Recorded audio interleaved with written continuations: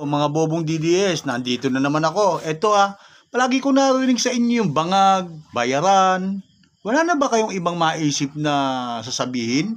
Iisa lang yung litanya nyo, puro kabubuhan lang, luman-luma na yon. Ba't hindi kaya kayo mag-isip? Halimbawa, ganito, Bornik.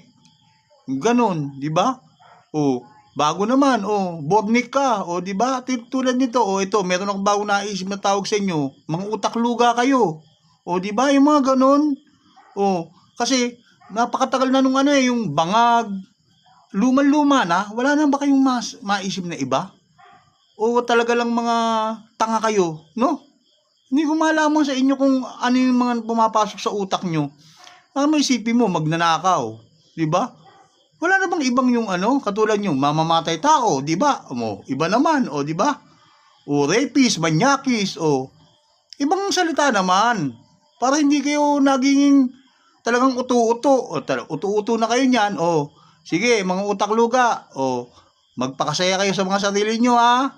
Galingan nyo ang pangbabash para lalo tayong sumikat. Di ba? Kasi kayo magpapasikat sa akin, eh. Bye-bye!